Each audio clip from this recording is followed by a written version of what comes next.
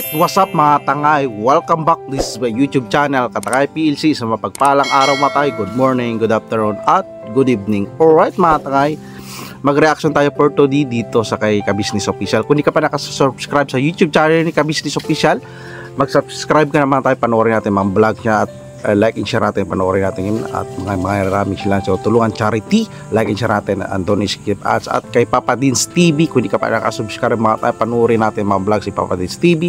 Nag-reaction din ako dyan, at like and share natin mga vlogs ni Papa Dins TV. At sa sige channel ang Ka-Business Family at mga guwangs at mga kasama ko mga reactors. Alright mga tangay, mag-reaction tayo for today dito kay Kuya Bong, dito sa kanyang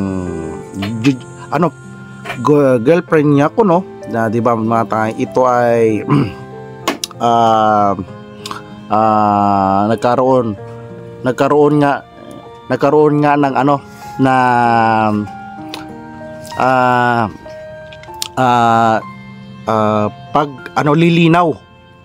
paglilinaw mga tangay, paglilinaw na may nag-live si yung girlfriend kuno daw ni Kuya Bong dito mga tangay. At dito ay may may pinaglalaban mga tangay, dahil dito ay natutuklasan na natin ang kanyang plano kay Kuya Bong.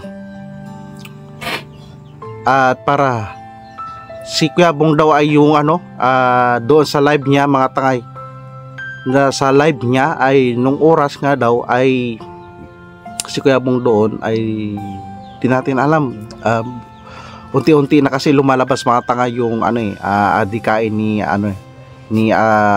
mapangpanggap na mata o juwa kunod na di ba mga tanga, yung senaryo na ipapakasalan niya nga daw kuno si Kuya Bong ngayong June, ay ito mga tay nalalapit nga, para na na siya na iipit na siya sa kanyang piking pag-ibig, at pinaikot-ikot niya lang si Kuya Bong mga tangay, diba? Dahil dito ay si Kuya Bong ay unti-unti niya nang inaatsapuera mga tangay. At dahil dito ay nag-live siya mga tangay, nag-live siya at kinontak niya yung anak niya mga tangay, para tanungin mga tangay, na tanungin sa anak niya na kung doon na daw si Kuya Bong, pero yung anak niya, wala pa daw si Kuya Bong mga tangay.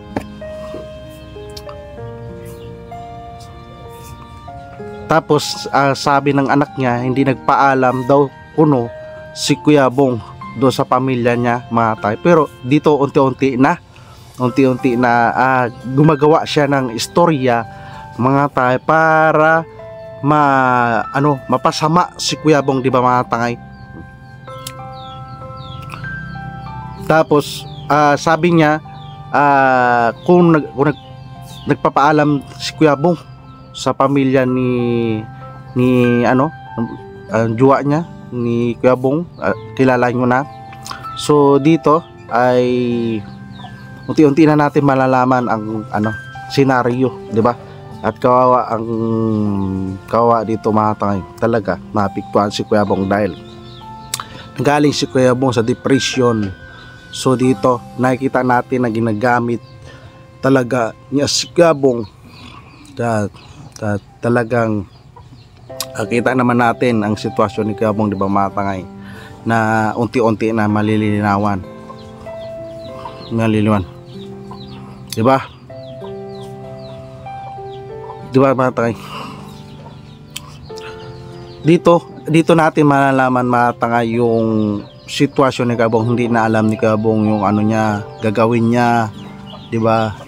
Si Kuya Bong dito yung victims, di ba? Sa maling piking pag-ibig na pinaasa ni mapagpanggap girl si Kuya Bong, ay siyempre naghahanap yan magkaroon na nahok yung puso ni Kuya Bong, di ba mga tangay? Nahok. So dito nagkakaroon na ng si Kuya Bong ng na liliwanagan na nangyayari kung ano ba nangyayari, senaryo kung ano ba ang status ng relasyon nila, di ba mga tangay. So dito na ano na si Kuya Bong na na na na ano na siya, na parang nililiwanagan na si Kuya Bong na para di ba, maliliwanagan si Kuya Bong na hindi na siya ano, so doon sa pamilya ni ni mapangpanggap girl, kung ano pa doon si Kuya Bong, parang hindi na siya masaya, di ba mga tay, hindi na siya masaya, di ba mga tay, si Kuya Bong kung ano mangyari, di ba, lahat ginawa ni Sir Ka-Business Official sa kay Kuya Bong. Sana yung ginawa ni Sir Ka-Business Official kay Kuya Bong, sana punan niya, di ba, punan niya, dahil hindi nagsakripisyo talaga dito sila Sir Ka-Business Official para maano si Kuya Bong na maapaayos yung buhay. Kaya nga tuwang-tuwa sila Sir Ka-Business Official na dumating siya sa buhay niya si Kuya Bong, si mapagpanggap girl. So dito ay di ba umalis si Kuya Bong, sa ka-business para mapatunayan na gusto siya ni Kuya Bong. Tapos nga dito inano niya naman na na magpapakasal nga daw sila. Tapos mayroon senaryo na kasal na nga daw sila ni Kuya Bong, pero hindi picking pakasal, di ba mga tangay. So next reaction ng Kuya mga tangay yung ano na nagsalita na si Kuya Bong patungkol do sa kasal nila, di ba. So dito ay unti-unti na tayong malilinawan at si Kuya Bong, dahil pinaikot-ikot talaga tayo, pinapaikot talaga ni mapagpanggap ang mga supporters, di ba. At least unti-unti nalilinawan tayo na si Kuya Bong ay ginagamit niya lang talaga sa kanyang kapakanan, di ba mga tangay. Pinapaakyat niya pa, kung gusto niya talaga si Kuya Bong, hayaan niya si Kuya Bong na ano kung saan gusto, di ba mga tangay. Tapos nagla-live pa siya, di ba mga tangay, nagla-live siya na kasama niya si Kuya Bong, di ba. Sana ano, kung gusto niya si Bong mapaayos yung buhay ni Kuya Bong, dapat ano niya, maging malaya si Kuya Bong, di ba matay, para hindi magbalik. Tsaka dugyot na si Kuya Bong matay, da. Tapos naturuan, nagsisinungaling na si Kuya Bong, di ba, nagsisinungaling na si Kuya Bong. So talagang biktima dito si Kuya Bong, legit matay ay si Kuya Bong, dahil sa peking pag-ibig ni Kuya Bong na paasa, legit yan. At least unti-unti na naliwanagan mga ibang supporters pagsuporta, para di ba, wag natin iano si Kuya Bong mga tangay, dahil si Kuya Bong na isang na biktima sa peking pag-ibig, di ba. Oo, at nakita naman natin yung sitwasyon ni Kuya Bong ngayon. Sana si Kuya Bong, pero mayroong upload si Sir Ka-Business kay Kuya Bong ay parang bumalik na siya sa KBO, di ba mga tangay, dahil wala si Sir Ka-Business Official lang talaga makakaintindi kay Kuya Bong mga tangay, sa sitwasyon o sa kanyang recovery, di ba mga tangay. Dahil kapag ipinagpatuloy ni Kuya Bong dito ipaglaban si mapapangkap girl, ay talagang gagamitin lang talaga, inuto-uto niya lang si Kuya Bong, di ba. Dahil sikat si Kuya Bong mga tangay, sikat. So dito ay gagamitin niya lang talaga. So paulit-ulit natin sinasabi na ginagamit niya lang si Kuya Bong. Nakikita naman talaga natin mga tangay, nakikita natin yung sitwasyon ni Kuya Bong, yung nakaroon na ng binibinta ni Kuya Bong ang bike, yung nakaroon ng natututo na magsinungaling si Kuya Bong, di ba mga tangay. So sana magbago yung isip ni Kuya Bong na balik siya sa KBO para sa ka-business family, para makarecover siya ulit, di ba mga tangay. So kung mag-uwi naman, magbalik siya sa KBO, welcome naman si Kuya Bong, di mamatay, dahil mahal na mahal yan ni Sir Ka-Business si Kuya Bong sa sitwasyon niya, at malaki talaga natulong ni Kuya Bong sa business family. masaya si Sir Ka-Business Official dyan, magbalik si Kuya Bong. So next reactionan ko mga tay ay may vlog siya kay Kuya Bong na bumalik na si Kuya Bong, dahil siguro natauhan na si Kuya Bong ni mamatay. So mayroon akong na ano doon nga sa live ni Mapapanggap Girl na hindi na umuwi si Kuya Bong, tapos hindi na nakaligo, nangalakal na si Kuya Bong, wala siguro pira, di ba mamatay. So dapat awareness ito kay Kuya Bong na ginagamit lang talaga siya, di ba?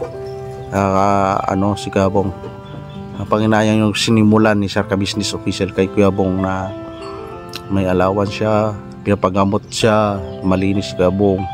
Nung umalis si Kuya Bong sa sa Ka-Business family ay wala na talaga yung yung direksyon yung buhay niya ulit, dahil dito sa faking pag-ibig niya kay Mapagpanggap Girl, di ba mga? Totoo naman, di ba mga tangay? Kung gusto talaga siya ng babae, mag-uwi yung babae, di ba? Ipakasalan siya, nagbitaw nga siya ng salita, di ba? Sa vlogs naman, kung mahal niya talaga si Kuya Bong, kasama siya sa hirap o sa ginawa o kahit mga lakal sila di mamatay, niya sa vlogs, di ba? So dito ay ngayon naghihirap na si Kuya Bong. Sana siya ngayon o doon pa rin, pa-live lang sa live niya kung gawa ng kwento, di ba mga tangay? So dito nakikita natin unti-unti na tayo malilinawan, di ba mga tayo, pati si Kuya Bong malilinawan na rin. Si Sir Ka-Business Official ay nag-aantay lang din magbalik si Kuya Bong sa Ka-Business family, di ba mga tangay? Alright mga tangay, yan ang reaction ko, at abangan nyo next reaction ko sa pagbalik ni Kuya Bong. At dito yung reaction ko lang ay talagang dapat malilinawan na si Kuya Bong, di ba mga tangay? At abangan natin ang bagong episode, di ba mga tangay? So dito mga tangay, yan lang reaction ko. Nagustuhan mo reaction ko, mag-subscribe ka sa YouTube channel ni Ka-Business Official, like and share natin, panoorin natin ang kanyang YouTube channel, like and share, at don't skip ads, subscribe natin, at si Papa Dins TV, at panoorin natin ang reaction nila ako dyan, at sa mga Ka-Business family, si Kasikin channel nila, at mga Kagwang YouTube channel, at mga kasamahan ko mga reactors, supportan natin mga time. Alright mga tayo, kung nagustuhan mo ito, mag-like, comment ka na, at mag-subscribe para updated ka dito sa reaction ko sa kay Ka-Business Official at iba pang mga vlogs nila. At see you sa next reaction ko mga tayo. Maraming salamat at lagi tayong mag-ingat. Adios. Mga ka-business naming minamahal, makikisuyo po kami. Naglalambing po kami sa inyo. Kung maaari po sana ay pakisuportahan natin Taong Gala. Pakisuportahan natin Taong Gala. Analisa Reality Vlog. Analisa Reality Vlog. Anime Reactors TV. Anime Reactors TV. Alminda Cariaga Mix Vlog. Alminda Cariaga Mix Vlog. Ma'am Fleurs Channel. Ma'am Fleurs Channel. PLC Katangay Vlog. PLC Katangay Vlog. Kalingap Turak. Kalingap Turak.